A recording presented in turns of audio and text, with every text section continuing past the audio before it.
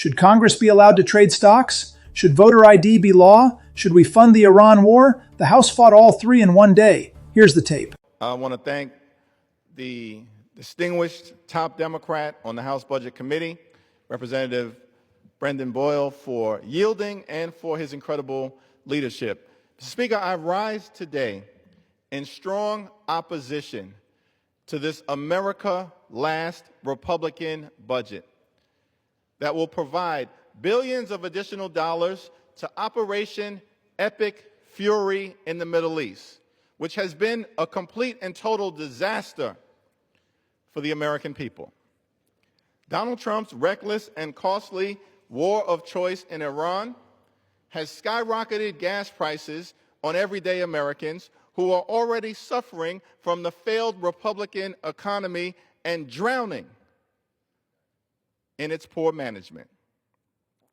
Now, Donald Trump has made several promises to the American people upon his return to the White House, all of which, it appears to me, he's failed to keep.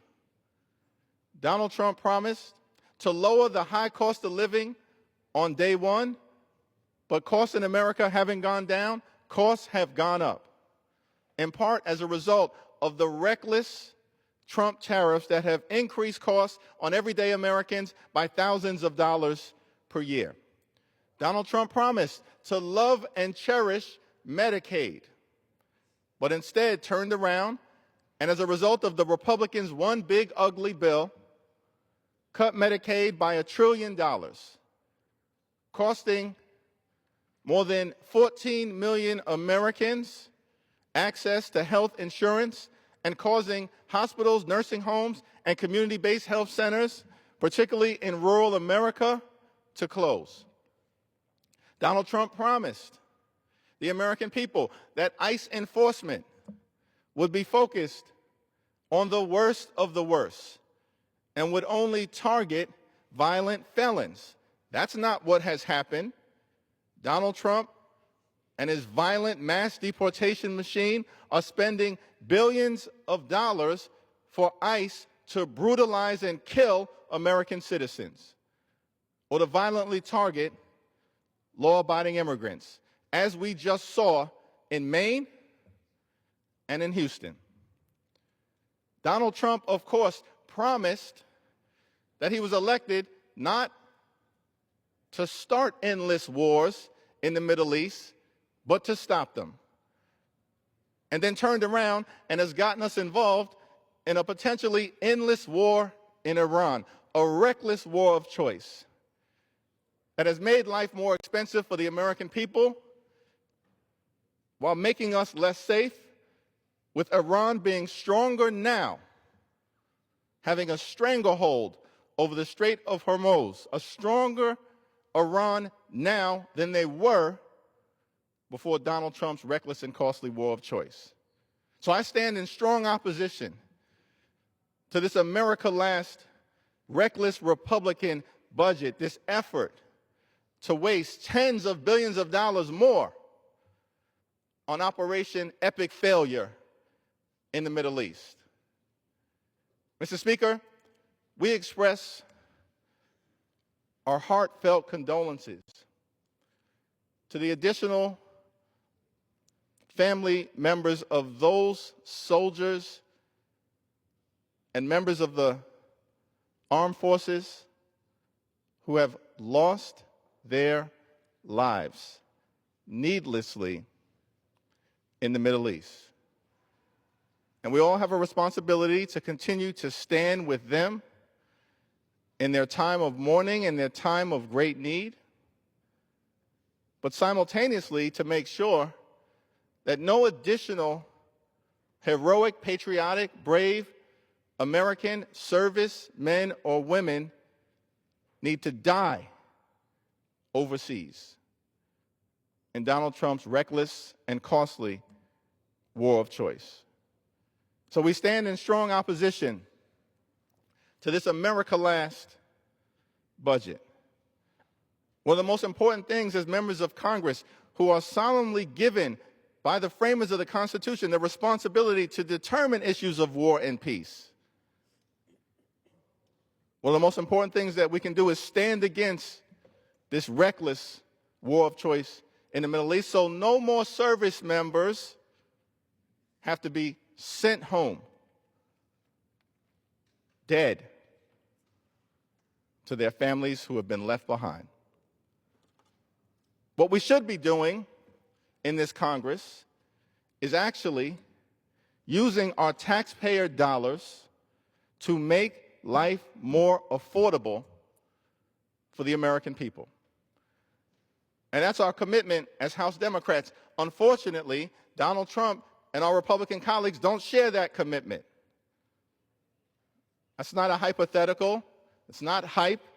It's not hyperbole. Look at their own words. Donald Trump, of course, who has said, because we're fighting wars, we can't prioritize things like daycare, Medicaid, or Medicare. That's exactly what's happening right now.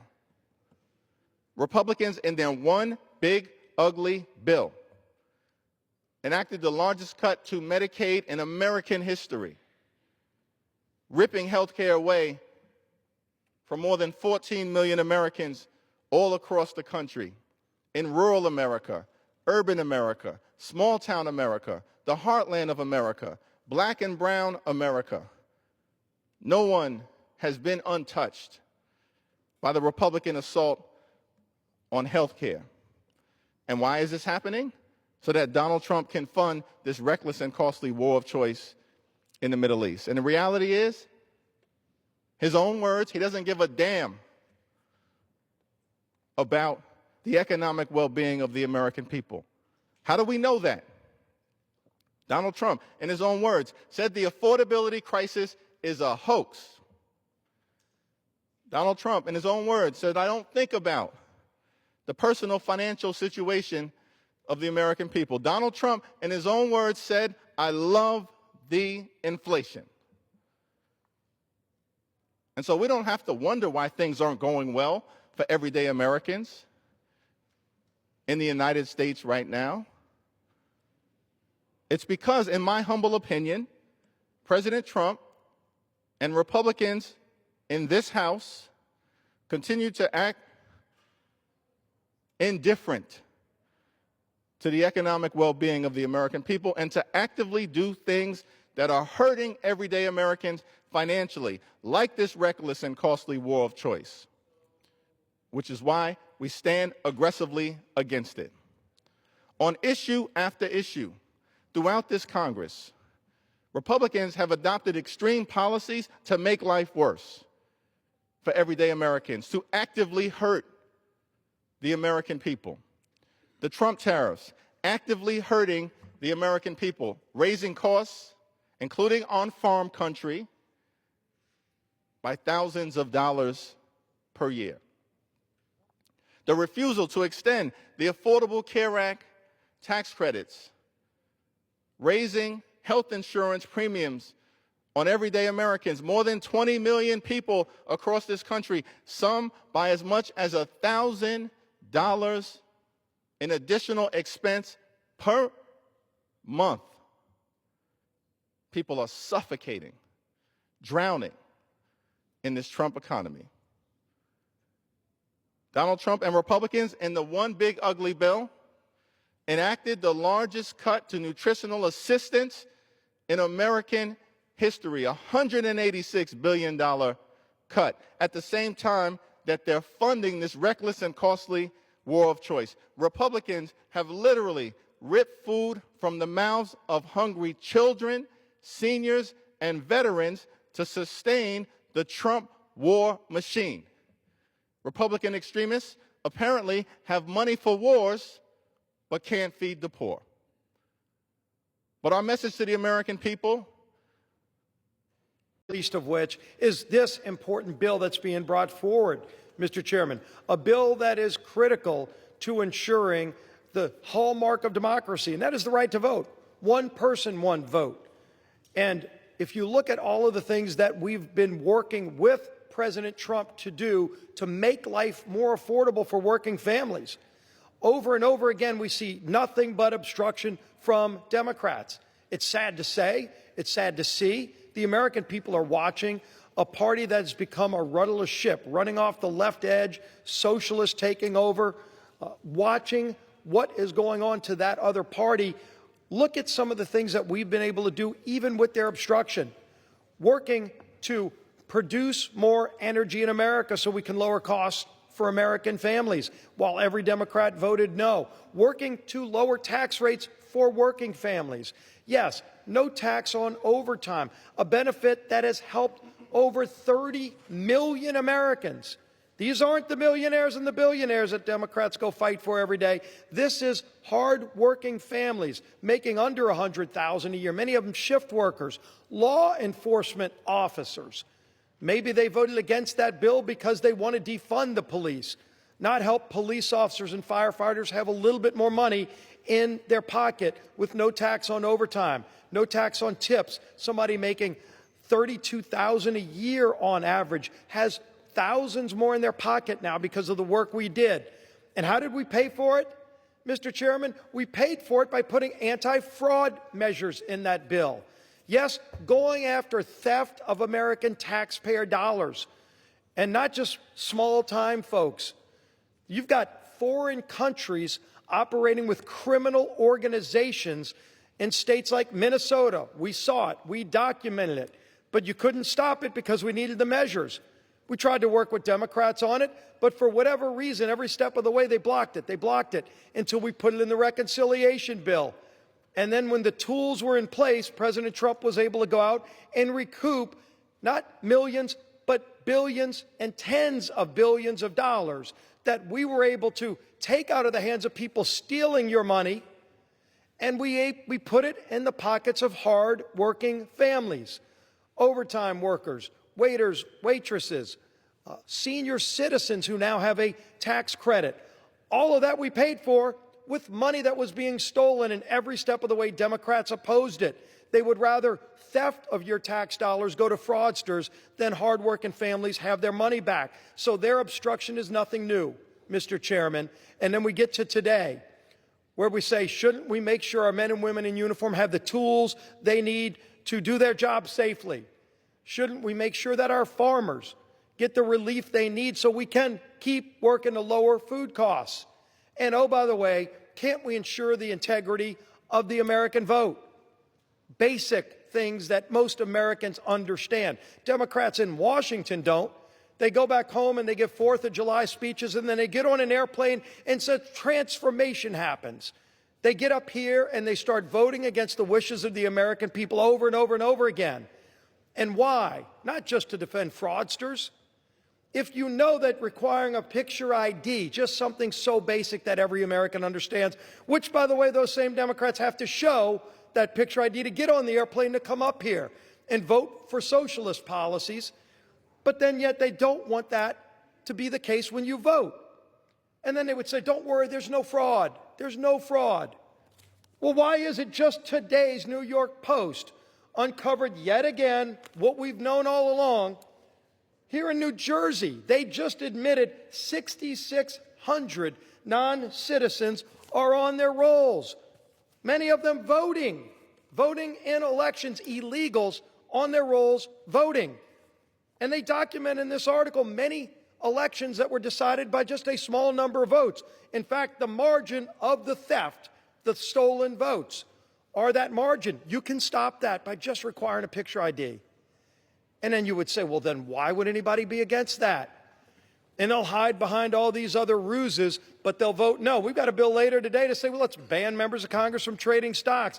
And you're going to watch the board on an issue that every American understands, and almost every Democrat's going to vote no. And you'll say, why is that? Because it requires a photo ID. What's so harmful about that? You can't go get an unlimited bowl of pasta at Olive Garden without showing a photo ID. Can we at least have the Olive Garden standard when we protect the democracy and the franchise that we have to keep this great democracy? And that's just requiring that you prove you are who you say you are. And this, Mr. Chairman, is such a fundamental principle. Not hard to explain to the American people, but actively opposed by Democrats in Congress. And it just begs the question, why? Who are they protecting? Who are they protecting with a no vote?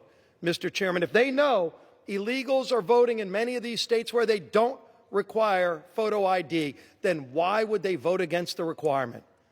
Why? It's a great question. Every American, Mr. Chairman, is going to be able to watch this vote and know where your member of Congress is. It's critically important for accountability that we all stand up and be counted. I'm strongly for this. I think it's critical we protect the sanctity of every American's right to vote. And if somebody else is stealing your vote because they're voting illegally, thousands in New Jersey, then it takes away your right to vote, Mr. Chairman. We ought to be protecting everybody's right to vote, especially those people. Thank you, Mr. Speaker, colleagues. What we are considering here today is a remarkable display of cynicism, even for this institution, even for this Republican leadership team. The American people are desperate for us to clean up the culture of corruption that pervades Washington. Americans see their elected leaders on both ends of Pennsylvania Avenue enriching themselves, some to the tune of billions and billions of dollars, headline after headline. Members of Congress tipping off insiders to reap huge payouts from prediction markets. Members of Congress buying up private stocks just days before Pentagon announcements that will balloon their financial portfolios. And what are Speaker Johnson and House Republicans doing about this? They're pretending here on the floor today to address the issue.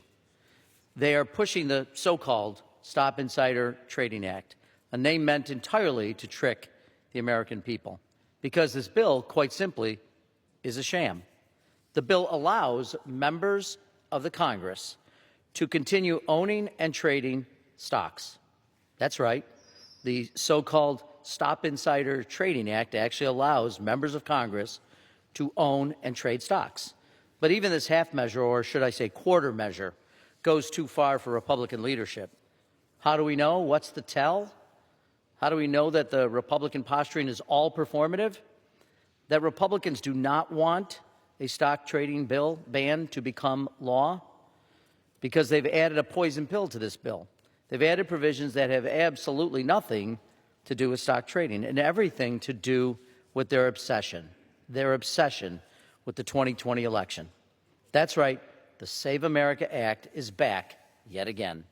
The American people keep cutting the head off this bill, flooding phone lines to their members and senators, demanding we block this anti-voter bill. And so far, their voices are being heard. The resistance is working. But like the Hydra, these heads keep growing back. The Save Act again, the Save America Act.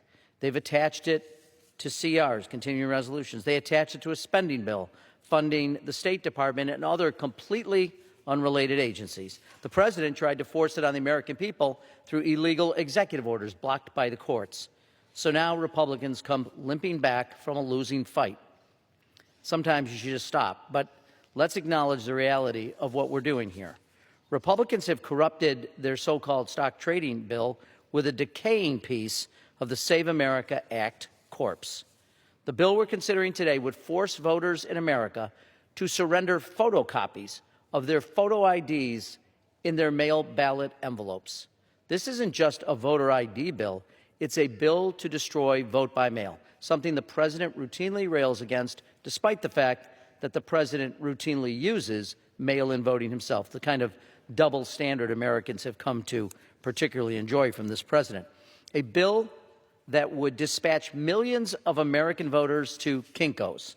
Some of us are old enough to remember Kinko's. I guess it's now FedEx, or Staples, or the public library, to scan and print their IDs, to shove those IDs into their mail ballots, risking their constitutional right to a secret ballot if not packaged properly, to send their ID copies off to election offices in the hopes that the ballot will be counted, that the ballot won't be discarded on the counting room floor. Now, you might ask, why would these ballots be at risk of being thrown out? Because the bill would explicitly exclude forms of voter ID that millions of Americans are accustomed to using today. You use your student ID, ballot thrown out.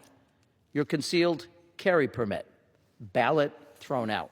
Your employer ID, ballot thrown out. your tribal ID without an expiration date on it. Comment on tribal IDs. You get the picture. Ballot thrown out. I could go on and on. Now, you might, sitting at home watching this, think, I know Washington, D.C. is a dysfunctional place, but they can't be that irrational, can they? Surely election officials and voters would have time to prepare for this seismic shift in American elections, right?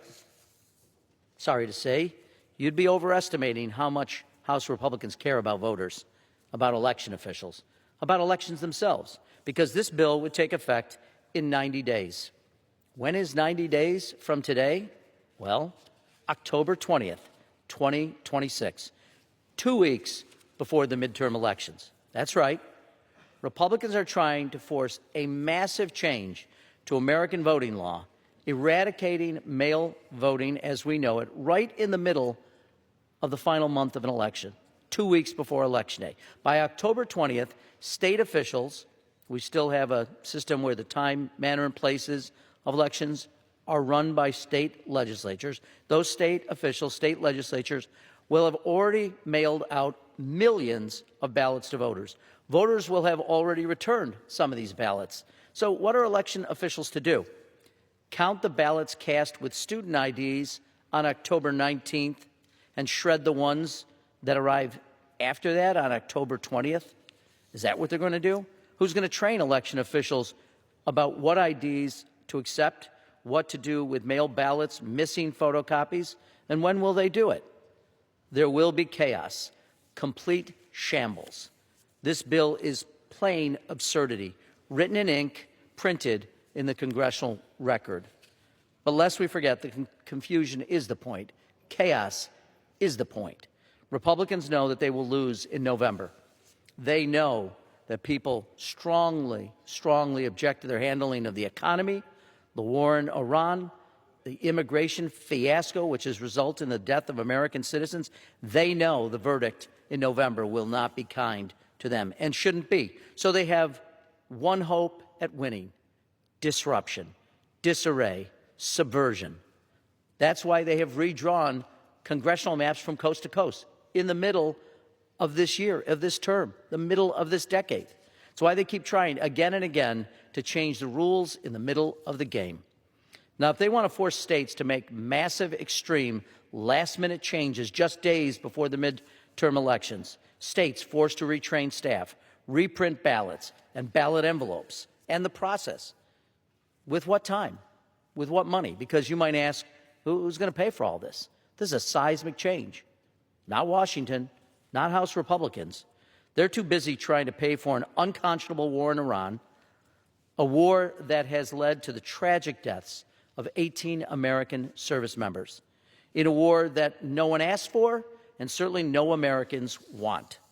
Republicans will send American taxpayer money to the Middle East, but not to your local election office. They simply don't care about you. They don't care about the price of your gas, the price of your groceries, the sanctity of your ballot. They do not care. So again, who will pay for this? Sorry to break it to you, the viewers watching this, but you will. Your family, your town, your city, your county, your state, your local election administrator, Republican and Democrat, who are required to bear the burden of this change. This is an unfunded mandate, plain and simple. I remember hearing for years, my Republican friends, no unfunded mandates.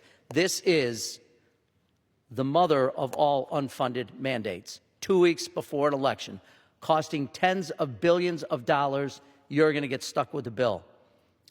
This is a fiat from a Washington awash in corruption, telling you how to run your elections. Because you know who else will pay for this? America's democracy. I say again, this bill is not. That's my time. The gentleman reserves. The gentleman from Pennsylvania is recognized. Thank you, Mr. Speaker. I yield myself such time as I may consume. The gentleman from Pennsylvania is recognized. Mr. Speaker, as you may recall, 2 years ago in the election that my good friend the chair referenced, in which Donald Trump won a whopping landslide of 1.5 points, one of the closest national popular votes in American history, for those keeping score. But during that election, he campaigned in my state, the Commonwealth of Pennsylvania, more than any other in the country. And the promise he most often recited at every rally was, and these were his exact words, quote, "I will lower your costs on day one." Mr. Speaker, what an abject failure. This presidency and the rubber stamp Republicans who enable him have pushed through an agenda that hasn't lowered costs for the American people. It has only made things far more expensive.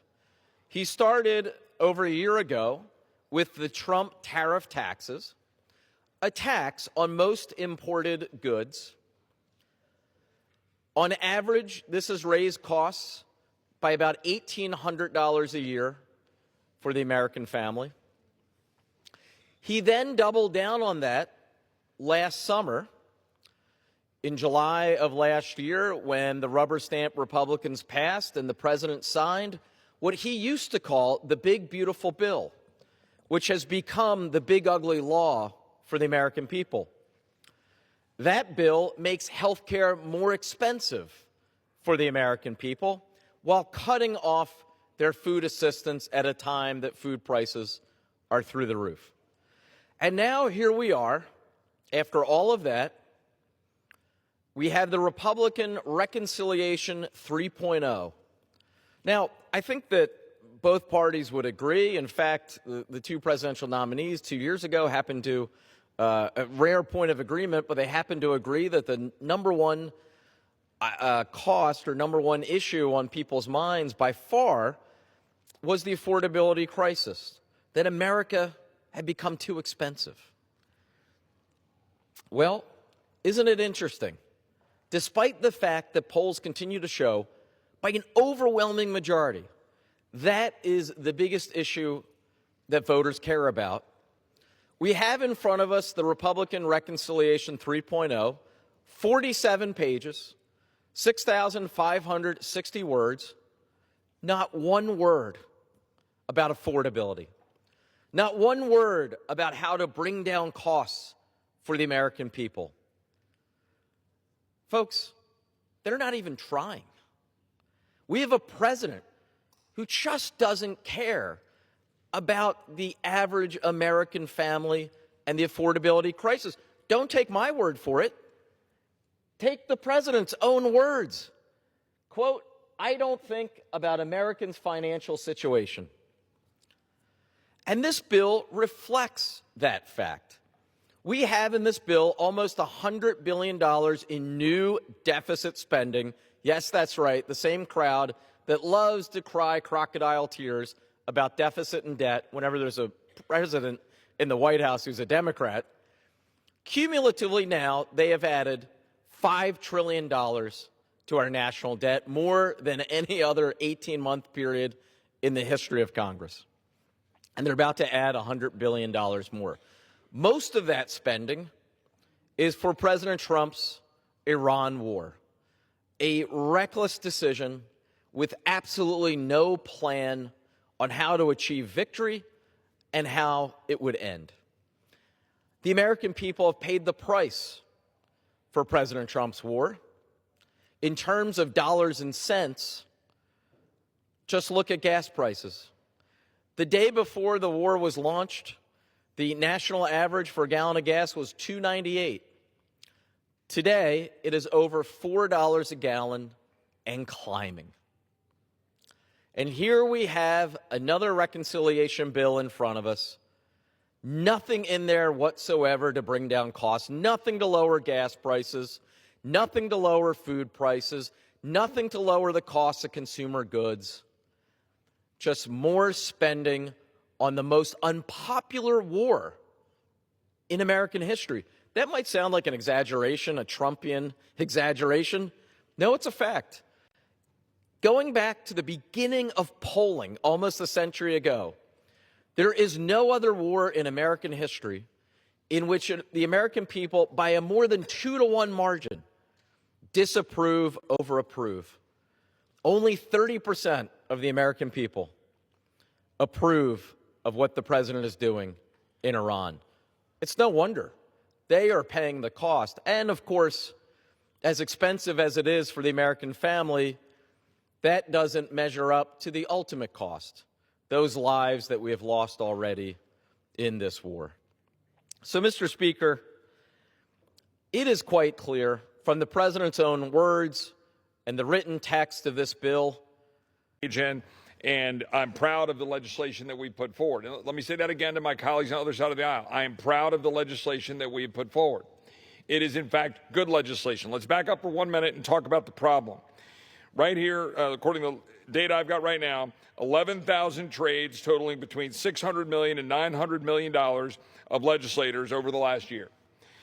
We've got one member, a Democrat, of $79 million of 406 trades. One man, a Republican, $75 million on 1,000 trades. A Democrat, $55 million on 3,923 trades. I could keep going on a bipartisan basis. And I want to make clear, it is a bipartisan problem. I want to take a minute and say that we should recognize the bipartisan nature of the work to get here, even though there's some disagreement here now. I've got friends on the other side of the aisle, Mr. Morelle, Seth Magaziner, others that I've been working with closely to try to advance this cause, and I want to thank them because they have worked in good faith to try to address this issue. And I want to be clear to my colleagues on both sides of the aisle. I've heard excuses often. Says, well, I've got a right to trade equities. I've got a right to trade stocks. Let me be very clear, okay? You do not. You do not have that right. There is no such right guaranteed in the Constitution. It is a privilege to serve in the United States Congress. When you come to Congress, you're supposed to set that aside. You're supposed to come here and serve. You come here for 2 years, 4 years, 6 years, 8 years, preferably not 40, and you come here and you set down your personal interest and you serve. Well, unfortunately, a lot of members have been violating the spirit of that. And that is why we're here today. We passed legislation in 2012 that made a lot of this transparent. Today we have legislation on the floor that I want to go back and say that I'm proud of, that would stop the ability of members of Congress to acquire equities and would have significant transparency and pre-sale requirements before you can sell equities you hold. Yes, I had legislation that would have required divestiture. I prefer that approach, but you got to build a coalition in a body. And I think this is a giant step forward. And I wish my colleagues on the other side of the aisle and my colleagues on this side of the aisle would recognize that and praise it. Because if we did that, it would be night and day. If this body, if people were not allowed to acquire Microsoft while you're voting on technology, acquire Lockheed when you're voting on defense, acquire pharma or big insurance when you're voting on healthcare policies, when you're supposed to be focusing on the American people and not focusing on your portfolio. That's where we should be as a body. I'm proud that we're bringing this legislation forward today. And I hope that everybody will support it, regardless of which side of the aisle you're on. Now, obviously, I'm the lead author also of the Save America Act. That legislation has been offered on the back of this bill. I think my colleagues on the other side of the aisle should support it. I don't think they're supporting it for a lot of political reasons, but I'm not going to debate that here because right now we're talking about this bill addressing stock trading. But I'm going to say one thing that I think merits being said. I think we should be having a straight up or down vote on the stock trading bill. That's what I think. I think my friends that worked in good faith to do that deserve that on both sides of the aisle. I'm going to end up voting for this because I support both measures. But I'm not done this year. I'd be able to continue to hold on to all of them. And honestly, depending on what committees I serve, I could do a great deal to make sure that my investments were guarded, that they were protected, that they were furthered. It's not supposed to be the way this functions. That's not what we have been talking about. Holding on to stock when you are in a position to affect markets is wrong. Simply put, it's wrong. We should end that. Require the divestiture of stock by members of Congress, the president, the vice president, and members of the courts. That's what we should be doing. Anything less than that, particularly when you can continue to hold stock, continue to trade by selling stock when it's appropriate for you in your portfolio, and even to be able to take dividends from stock you own and reinvest and buy more stock. That's allowed under this bill as well. I do want to, others have pointed out, Democratic members, and recognize them. There are glaring examples, however. To reiterate the point, this bill would not prevent insider trading. It would just trick the American people into thinking we're trying to do something about corruption when we're not. Take one glaring example. In December of last year, a member of the House Republican leadership purchased up to $250,000 in private shares of Elon Musk's XAI. Within days, the Department of Defense announced an expanded partnership with XAI to provide Grok AI tools. Convenient timing, no doubt. I'm sure most Americans would love to have participated in such convenient timing. This Republican member of leadership, who sits on the Armed Services Committee, including on the Subcommittee on Cyber, Information Technologies, and Innovation, just happened to buy XAI stock shortly before the Department of Defense's announcement. They sure did. That's what they did. And it gets worse. Earlier this year, Elon Musk's SpaceX acquired XAI soon thereafter. SpaceX launched an initial public offering, and the value of the XAI shares this member of Congress had acquired skyrocketed. In fact, the member may have made as much as a 60% return on the member's investment if liquidated at the right time, potentially a $150,000 profit on a $250,000 initial investment. That's extraordinary. And yet this bill that the Republicans are purporting would restore trust. Particular Congressman Chip Roy, as well as Brian Fitzpatrick, Tim Burchett, Anna Paulina Luna, and others for their feedback and work throughout the process to get to this point. Before us is the Stop Insider Trading Act. I want to touch on a handful of things that came up today about what is in and what is not in the bill, because I think this is important for the American people to know. Some of the arguments made today are what I call the Goldilocks argument. The bill doesn't do enough, the bill does too much. Let's take this moment to take a real and substantive step forward. I'll begin, as I close, by discussing what is in the bill. The bill ensures that members and lawmakers cannot use their positions to profit off of insider information. Insider trading, Mr. Speaker, is already illegal, and individuals who engage in it should be held accountable by the full force of the law. However, as we know, prosecuting insider trading is actually quite difficult. That's why this bill is so important, to provide a bright-line rule to remove even the appearance of impropriety that someone has leveraged their position for financial gain. Under this bill, members, their spouses, and their dependent children are prevented from purchasing individual companies' shares of stock, period, full stop. The question then becomes, what if a member arrives in Congress with stock in their portfolio? Say they're saving up for their retirement or their children's college education. We provide an opportunity with 7 days advance notice to be able to make that sale. That 7 days advance notice tells the American people what is going on in advance, rather than current law, which allows a 30-day filing after the fact.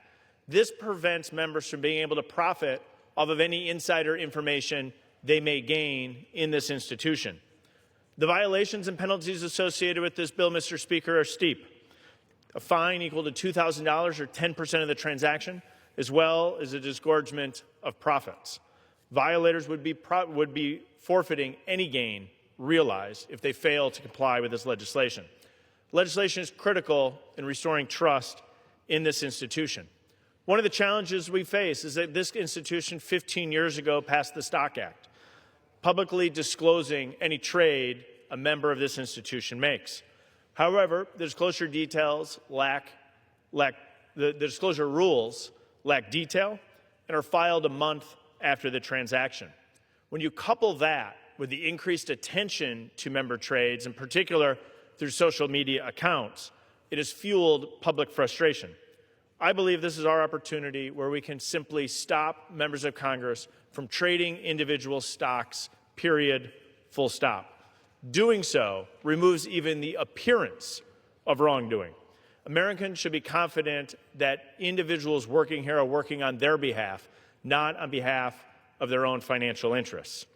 This bill is coupled with the Voter ID Act. In jurisdictions across this country, states that neighbor mine, like Illinois or Minnesota, or as far away as California or New York, voters can go to the polls on Election Day and cast a ballot without providing proof of their identity. Our Voter ID Act implements common sense election integrity measures by requiring voters to show photo ID when casting a ballot in federal elections. 24 states already require some form of photo ID to vote. The bill simply takes this standard and makes it nationwide. Both of these provisions are common sense reforms, but in particular, the Stop Insider Trading Act is a moment that we can make a tremendous step forward in the ethics here in the House. I suggest the gentleman from Missouri ought to read the bill before the House, because everything he just said would not be cured by what he just talked about. In fact, you may still, under this bill, if it became law, and thankfully it will not, you could still own stock. Let's say you own Boeing stock, and you happen to be on the Armed Services Committee or a defense appropriator, and you sort of say to Pentagon officials, boy, I really like this equipment that Boeing is producing, or Northrop Grumman, if you happen to own them, or other companies, great companies, but you may own stock in them. There is every single way for you to drive up that stock price and wait, as the owner of that stock, manipulate the situation till the stock price rises, and then you sell it. That's a trade. That is ownership of stock. That is the ability to influence stock holdings you have when you come to Congress. This doesn't divest it. So that gentleman made a great speech. I really appreciate it. Unfortunately, it doesn't have anything to do with what the bill does. Besides, you can have private stock. So, and there are reports that people have purchased private stock in companies that then became public, that then were sold to public companies and made windfalls here. You could still do that under this bill. You can engage in crypto. You can buy commodities. You can participate in the prediction markets. I mean, the notion that somehow Americans should see this bill passed and relax and suddenly feel as if the people making public policy decisions in Washington suddenly won't be doing anything in their self-interest, but will instead be doing it in the interest of the American people, it is, the word I used earlier, I contend, is exactly what this is. It's a sham. This will not fix anything. And that's what it's intended to, not fix anything, but to make people believe, well, we've addressed it. We haven't addressed anything. That's not what this bill is. And when you add the elements of really trying to subvert. Yeah, sorry, I've actually got 8 of them if I want. The gentleman's recognized for 5 minutes. I don't intend to. We'll see how it goes. But we're going to keep going for a little bit here because we stumbled into a conflict in the dumbest way imaginable. In the history of the United States of America, we've made some mistakes in wars. This was about as idiotic a thing as I've ever seen, and the cost certainly to the global economy, to our reputation, to instability in the Middle East. You know, we've lost so many service members, thousands of people wounded. And I know a lot of people say, well, it's terrible because Trump never had a plan. It's actually a hell of a lot worse than that. He had a plan.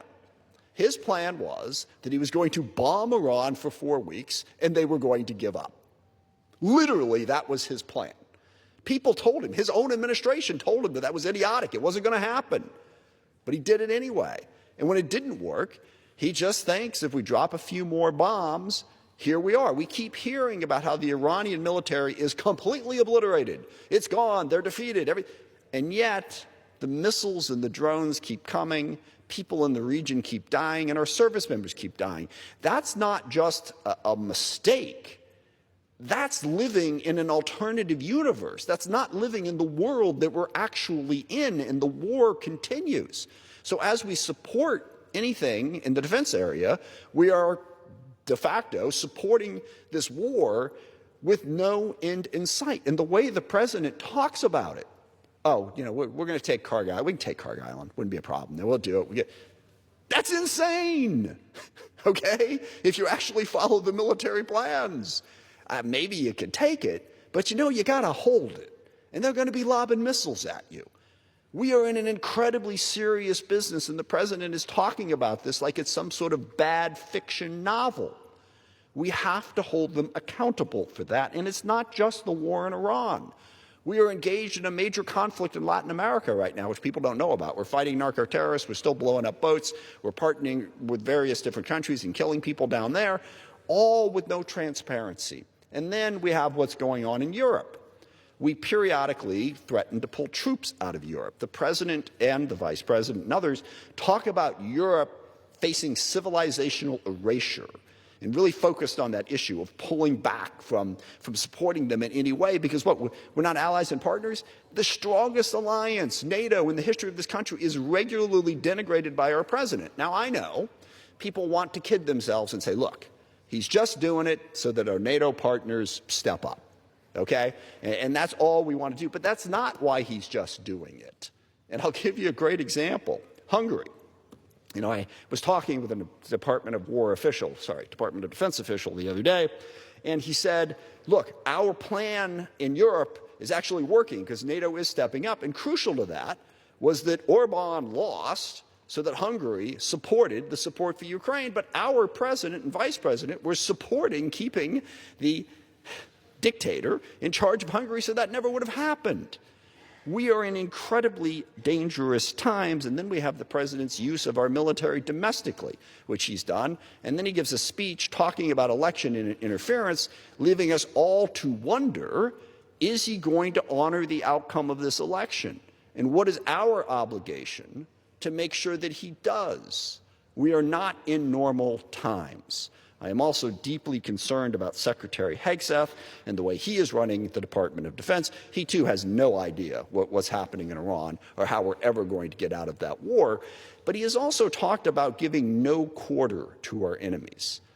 We bombed, accidentally, a girls' school and killed 145 civilians. I don't know how long ago now, 3 or 4 months ago. It's obvious we did it. We won't take responsibility for it. And then the Secretary of Defense comes out and says publicly, no quarter for our enemy. He has served in the military. He knows what that means. No survivors. The president talks about erasing the Iranian civilization. He talks about bombing civilian targets. Never would the United States of America have done any of those things. We are in an incredibly, incredibly dangerous time. I want to maintain the bipartisan nature of this bill. I do. And I know that the chairman does. But if we're going to do this, we're going to need some Republicans to stand up to the President of the United States and say, no. No, we're not going to get you $1.6 trillion. No, we're not just going to give you a blank check for a war that is totally out of control, not going anywhere with no end in sight. I keep hearing people say, well, we just have to finish the job. Like we're cleaning out the garage. And if we just stick at it long enough, I strike the last word. If we just stick at it long enough, then we'll be done. There's no plan. There is no plan to bomb a target that's going to make Iran change their mind. So we have to stand up and say, no, we can't do those things. And I say all of that again. You know, I want to get us back to a reasonable place where we can have a bipartisan agreement. And I hope in the next couple of months we will get there. But I really want people to understand how unprecedented this moment that we are in is. The president is taking us down a bitterly partisan, divisive road and pushing policies. I didn't even talk about the tariffs that he slaps on our allies at a whim. Canada. Apparently there's fires up in Canada and the wind's blowing south, so it's Canada's fault. We have to slap a 50% tariff on them. This is the way we govern? Yeah, it's insane, and we need to rein it in. We in Congress need to stand up and say, no, we are going to begin to get some of this under control. At a minimum, let's have a sensible budget and let's stop the war in Iran. So I can't support this bill, and it profoundly hurts me because I believe in this process. It's the last thing I will say. I will continue to want to work with any reasonable person who shows up in the Trump administration, all right? I don't want to shun them because this body has to work. If we don't pass legislation, then the president has even more power. If the legislative branch shuts down, that simply consolidates more power in the executive. From Rhode Island, a very distinguished member of the Budget Committee, Mr. Amo. Good job. Mr. Speaker, is this Groundhog Day? We must be stuck in some kind of infinite time loop because Republicans are trying to ram through a third unpopular deficit-busting bill that does nothing to lower costs for Americans on top of cuts to health care and their continued investments in cruelty. Unfortunately, this is actually happening. Republicans are trying to pass another bad budget. And all this for the farm aid that Republicans are touting as necessary because Trump's illegal war in Iran and chaotic tariffs jacked up costs for farmers. The billions in defense funding that Republicans claim is necessary for Trump's choice to wage the illegal Iran war depleted our stockpiles. And the only necessary action that my constituents are imploring Republicans to take, lowering costs for the American people, it's completely missing from this failing effort. Republicans are running up billions on America's credit card so they can send our service members to fight another forever war in the Middle East. And they're working to pass a voter suppression bill that won't secure our elections, but will make it harder for Americans to vote. My Republican colleagues... This was a busy day on the House floor. One of those days where 3 different fights happened almost at once. The headline bill would ban members of Congress from trading stocks, but it came bundled with a voter ID requirement. There was also a budget fight tied to the war in Iran. Let's take the big one first, fairly, on both sides. One ground rule. The centerpiece bill, H.R. 7008, does 2 very different things in one package, and that's the key to understanding the whole argument. Half of it restricts congressional stock trading. The other half creates a national voter ID requirement. Whether you think those belong together is itself part of the fight. So let's take each half on its own. Start with the stock trading half. Here are the documented facts, straight from the bill text. It would bar members of Congress, their spouses, and their dependent children from buying individual stocks. But, and this is the crucial detail, it does not force anyone to sell stock they already own. They can keep it and sell it later with advance public notice. Violations carry a fine of $2,000 or 10% of the trade, whichever is greater. And that detail is the whole debate in miniature. Republicans who wrote the bill say it removes the appearance of impropriety and restores public trust. Democrats say it's a sham because it requires no divestiture and doesn't cover the president, the vice president, or the Supreme Court. Both of those descriptions are accurate readings of the same text, which is exactly why it was so contentious.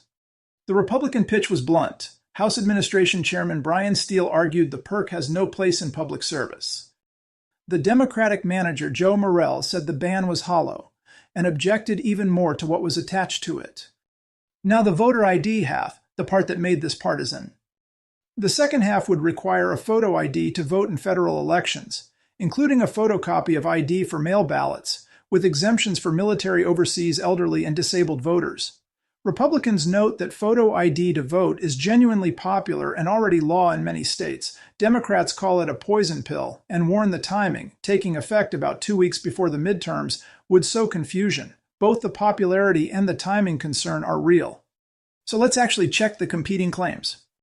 Here's the honest scorecard, and it cuts both ways. Morelle's claim that the bill bans buying stock but not holding it. True, it's in the text. His claim that it exempts the president and vice president, also true. On the other side, the Republican claim that around 80% of Americans support voter ID, well supported by years of polling, and that roughly 24 states already require photo ID, also accurate. On these specific points, both sides were telling the truth. A caution, though, on the flashier numbers.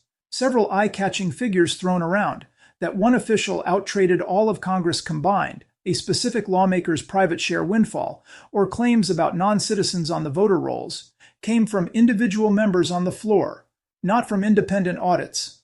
Treat those as allegations from the people making them, not established facts. We're flagging them so you don't take a talking point as a finding. And here's how it actually ended. The outcome? The House passed the bill, 232 to 198. With 13 Democrats crossing over to vote yes. First, a Democratic attempt to swap in a tougher version, one that would require actually selling stock and would cover the president, failed by 7 votes. So the version that passed is the narrower one. It still has to clear the Senate, so none of this is law yet. And remember, this was only part of the day. The same day, 2 other battles played out. Democrats, including Hakeem Jeffries and Brendan Boyle, attacked a Republican budget tied to funding the ongoing military operation in Iran, with Boyle marking the service members who had been lost. And on the annual defense bill, Democrat Adam Smith praised the bipartisan process, while objecting that unrelated measures had been bolted on. Different bills, same theme. A deeply divided House, fighting on several fronts at once. So strip it down. On the headline bill, both sides had a real point. It genuinely limits congressional stock buying, and it genuinely stops short of a full divestiture ban while carrying a separate voter ID fight most Democrats opposed. It passed the House, but the Senate will decide whether any of it becomes law. The honest takeaway isn't that one side lied. It's that a popular idea got tangled with a partisan one. Watch three things from here: whether the Senate takes up the stock trading ban at all, whether it's stripped of the voter ID provision, and whether any final version actually forces divestiture. Those answers, not the floor speeches, will tell you whether Washington really changed the rules on itself. That's our breakdown. Stay with us.